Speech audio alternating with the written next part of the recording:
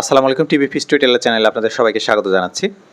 আমরা আজকে কথা বলবো সেনাপ্রধানের বক্তব্যকে নিয়ে যে আলোচনা চলছে তা নিয়ে।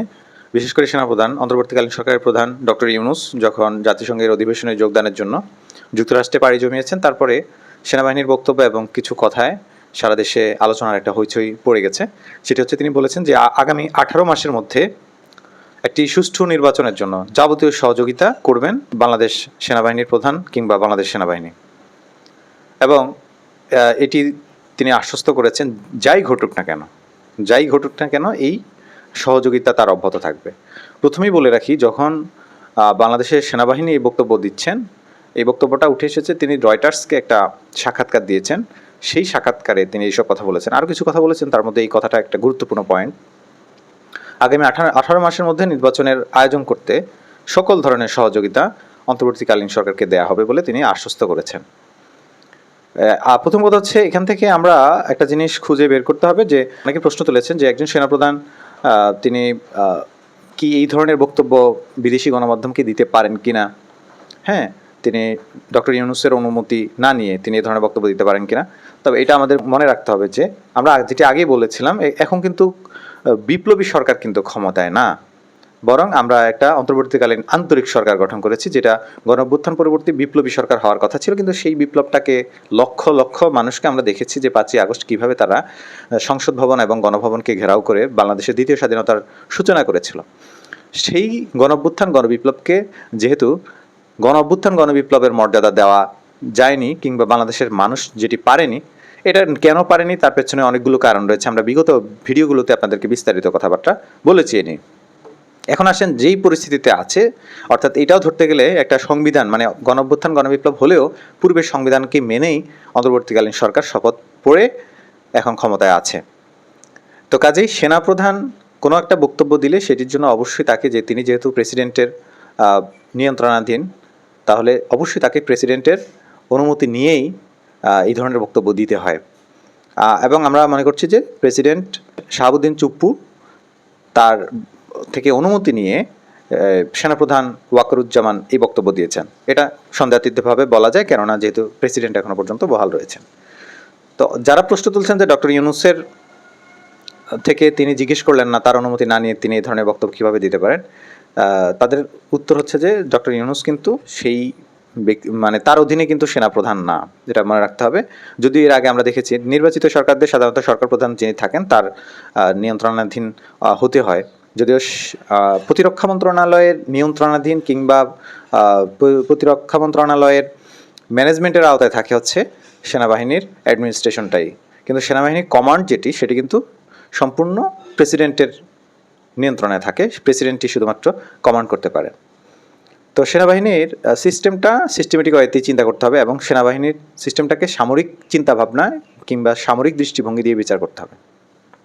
এবং সেখানে এসে আমাদের আপত্তি থাকতে পারে, কিন্তু আমরা সিস্টেমের বাইরে গিয়ে বলতে পারি, কিন্তু বলে লাভ নেই। কেননা সিস্টেমটা বৈপ্লবিক না হয়ে এটা হয়েছে জেনারেলাইজড হয়েছে, যে কারণে এখন আমাদেরকে এই প্রশ্নগুলো আমাদের সামনে আসছে। এরপরে কথা হচ্ছে যে তিনি 18 মাসের মধ্যে নির্বাচনের বিষয় নিয়ে কথা বলতে পারেন কিনা। অবশ্যই পারেন, কেননা বাংলাদেশে এখন কোনো নির্বাচিত সরকার নেই।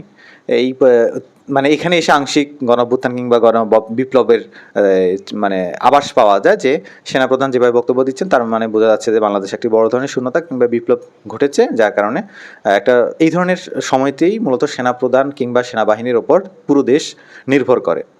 হ্যাঁ, এখনও বাংলাদেশ আসলে তাই করছে। বাংলাদেশের এখন যতটুকু ভালো আছে কিংবা ভালোভাবে চলছে, তার একমাত্র কারণ হচ্ছে বাংলাদেশের সেনাবাহিনী, বাংলাদেশের সেনাপ্রধান। তো এটাকে আপনি অস্বীকার করতে পারবেন। আপনার প্রশ্ন থাকতে পারে যে এই সেনাপ্রধান তো শেখ হাসিনা নিজেই নিয়োগ দিয়েছিল, কিংবা তার পছন্দে তার আত্মীয়, নানান কথাবার্তা আপনি বলতে পারেন। বলে তো লাভ নেই, ন্যূনতম দাম নেই। কারণ হচ্ছে বাংলাদেশে আপনি গণঅভ্যুত্থান গণবিপ্লবটাকে সেই মর্যাদা দিতে পারেননি, আমরা পারিনি, এবং ছাত্র জনতা পারেনি, এবং রাজনৈতিক দলের নেতারা সেইভাবে এই আন্দোলনকে গুছিয়ে আনতে পারেনি। তো যেভাবে হয়েছে, যে অবস্থার উপরে আছে, সেই অবস্থার উপর আপনাকে চিন্তা করতে হবে। সেনাপ্রধানের বক্তব্যগুলোর মধ্যে তিনি বলেছিলেন যে যাই ঘটুক না কেন, তার মানে হচ্ছে কোনো কিছু শঙ্কা, কিছু সংশয়, কিছু আশঙ্কা রয়েছে। একেবারেই কোনো ধরনের শঙ্কা নেই এমনটা না, বরং কিছু শঙ্কা, কিছু আশঙ্কা বাংলাদেশে এখনও পর্যন্ত রয়েছে, যেটি সেনাপ্রধানের বক্তব্যে কিন্তু পরিষ্কার হয়েছে। যে কোনো সময় যে কোনো ধরনের কু হতে পারে, প্রতিবিপ্লব হতে পারে, যে কোনো ধরনের সমস্যা সংকট তৈরি হতে পারে, এবং হচ্ছে প্রতিদিনই দেখা গেছে 50টা 100টা গার্মেন্টসের শ্রমিকরা আন্দোলন করছে, রাজপথ অবরোধ করছে, দাবি দাওয়া নিয়ে হইচই হট্টগোল করছে। যৌক্তিক দাবি, সময় কি যৌক্তিক কিনা সেটি কিন্তু ভাবার কিংবা চিন্তা করার তাদের সে অবকাশ নেই। এবং তারা পূর্বেও তারা যেভাবে নিয়ন্ত্রিত হয়েছে, বিভিন্ন শ্রমিক ইউনিয়ন যারা বিভিন্ন রাজনৈতিক দলের লেজুর ভিত্তি করেছিল, লেজুর ভিত্তিপনার ধারাবাহিকতা এখনও সেটি চলছে। সো এখানে যে দেশপ্রেমে উদ্বুদ্ধ হবে, দেশের কল্যাণের চিন্তা করে কিছুদিন ধৈর্য ধরবে, সেই সুযোগ কিন্তু বাংলাদেশের মানুষের দ্বারা আশা করা যায় না। এবং কাজেই সংকট, শঙ্কা, আশঙ্কা, সংশয় এগুলো থাকবে, এগুলো আছে, এগুলো নিয়ে কিছু বলার নেই। তো সেনাপ্রধানের বক্তব্যে এটা আছে কারণেই হয়তোবা যারা এখন বাংলাদেশকে রক্ষার্থে আমরা নাগরিক ছাত্র জনতা রয়েছি, তারা সচেতন থাকবে এবং ঐক্যবদ্ধভাবে যে কোনো ধরনের সংকট মোকাবেলার জন্য সচেষ্ট হব। এটা হচ্ছে আমাদের প্রতিজ্ঞা কিংবা আমাদের চিন্তাভাবনা। কিন্তু সেনাপ্রধানের বক্তব্যে যেটি তিনি বলেছেন যে 18 মাসের মধ্যে নির্বাচনের জন্য তিনি সকল ধরনের সহযোগিতা করবেন অন্তর্বর্তীকালীন সরকারকে, সেখানেই হচ্ছে প্রশ্ন যে 18 মাসের মধ্যে সংস্কারগুলো হবে কিনা। সংস্কারগুলো যদি 18 মাসের মধ্যে না হয়, তাহলে কিভাবে নির্বাচন আয়োজন করা যেতে পারে? এবং আমরা জানি যে 6টি কমিশন গঠন করা হয়েছে দেশের 6টা বিভাগকে কিংবা 6টা জঞ্জালকে সংস্কার করার জন্য। সেই বিভাগের দায়িত্বে যারা পেয়েছেন তারা বেশিরভাগই হচ্ছেন একাডেমিশিয়ান টাইপের, এনজিও টাইপের, কিংবা তারা হচ্ছেন আমলা। এই আমলারা সাধারণত কোনো দায়িত্ব পেলে 1 মাসের কাজ 6 মাসেও তারা শেষ করতে পারেন না, এরকম রেকর্ড আমরা ইতিপূর্বে দেখেছি, নানা সময় হয়েছে এমনটা। এবং এই সমস্যার কারণেই মূলত একটা সংশয় তৈরি হয় যে এই 6টি কমিশনের দ্বারা আগামী 18 মাসের মধ্যে দেশের সংস্কার করা সম্ভব কিনা। তার জন্য বিভিন্ন ব্যক্তিবর্গ সাজেশন দিচ্ছেন, তার মধ্যে আমি যেই সাজেশনটাকে সবচেয়ে গুরুত্বপূর্ণ মনে করছি এবং প্রয়োজনীয় মনে করছি, সেটি হচ্ছে সেনাপ্রধানের নিয়ন্ত্রণে যদি 6টি কমিশনকে সচিবালয়ের মধ্যে না রেখে এই সংস্কারের কাজে, বরং ক্যান্টনমেন্টে তাদেরকে স্থানান্তর করে ক্যান্টনমেন্টে সিঙ্গেল সেপারেট কমপ্লেক্স গঠন করে দিয়ে, তাঁবু টাবু করে দিয়ে, তাদেরকে একেবারে অ্যাডভেঞ্চার টাইপের একটা ব্যবস্থা করে দিয়ে, একেবারে সেখানে কনফারেন্স রুম থাকবে, তারপর হচ্ছে ডায়ালগের রুম থাকবে, রিসার্চের রুম থাকবে, এভাবে বিভিন্ন ধরনের ব্যবস্থাপনা থাকবে, থাকা, খাওয়া, শোয়া সব কিছুর ব্যবস্থা তাদের ওখানে থাকবে, বিশ্রামের ব্যবস্থা থাকবে। অবারিত সেই সুযোগ সুবিধার সমন্বয় করে একটা কমপ্লেক্স একটা কমিশনকে দিয়ে, কমিশনের অধীনে হয়তো বা একজন কমিশনের প্রধানের অধীনে 20 থেকে 30 জন আরও বিভিন্ন বিশ্লেষক, গবেষক, বিশেষজ্ঞ থাকতে পারেন, তাদের সমন্বয়ে মূলত প্যানেলগুলো হবে।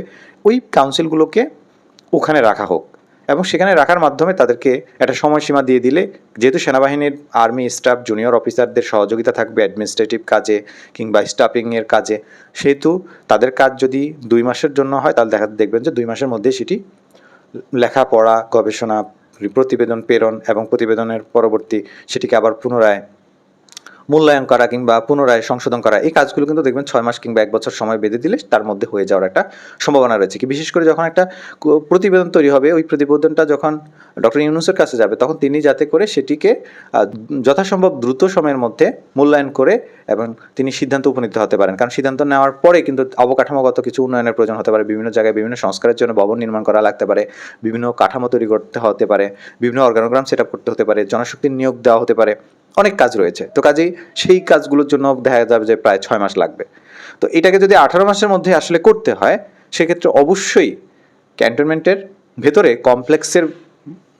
কমপ্লেক্সে রেখে এই কমিশনগুলোকে দেশের সংস্কারের জন্য কাজে লাগাতে হবে।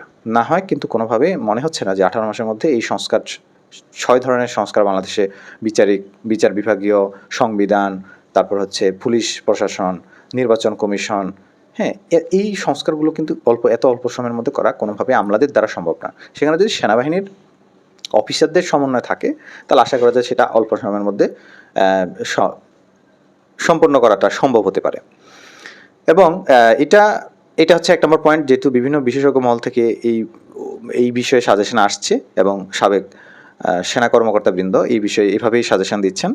আমরা সেগুলোকে ফলো করতে পারি কিংবা আমাদের অন্তর্বর্তীকালীন সরকার এগুলোকে ফলো করতে পারেন। আমাদের জানিয়ে দেওয়ার আমরা জানিয়ে দিচ্ছি, বা আলোচনা করার আমরা আলোচনা করছি, যাতে করে সাধারণ নাগরিক যারা আছে তারা আমরা বুঝতে পারি যে আসলে সংস্কারের পথরেখা কীভাবে হতে পারে। এবং দেশের জনগণের কল্যাণের জন্য হয়, যাতে করে এখানে কোনো ধরনের বিশৃঙ্খল কোনো পরিস্থিতির উদ্ভব না হয়। কারণ বাংলাদেশে এমনটা হয়েছে 2006-এর পরবর্তী 7 এবং 8-এর যে সরকার ছিল, প্রায় 2 থেকে 2.5 বছর সময় নিয়েছে তারা বাংলাদেশে একটি গণতান্ত্রিক নির্বাচন উপহার দেওয়ার জন্য, এবং সেখানেও তারা কিন্তু দেখা গেছে যে দালালির আশ্রয় নিয়েছিল। আমরা যাদেরকে বলি যে 1/11-র কুশীলব ছিল, যাদেরকে আমরা বলে থাকি। সো হতেই পারে এমনটা যাতে না হয়, সেজন্য আসলে চিন্তা গবেষণাটা একটু ব্যতিক্রমভাবে, সুন্দরভাবে, গোছালোভাবে হওয়া প্রয়োজন। এটা গেল সেনাপ্রধানের বক্তব্যের যে 18 মাসের মধ্যে নির্বাচনের তিনি কথা বলেছেন, এবং সেজন্য আমাদের এই বিষয়ে মন্তব্য। তো এটা নিয়ে যদি পরবর্তী সময়ে আরও কোনো ইনফরমেশন যুক্ত করার দরকার হয়, আমরা আপনাদের সাথে শেয়ার করব। এই পর্যন্তই থাকলো, সবাই ভালো থাকবেন, ধন্যবাদ।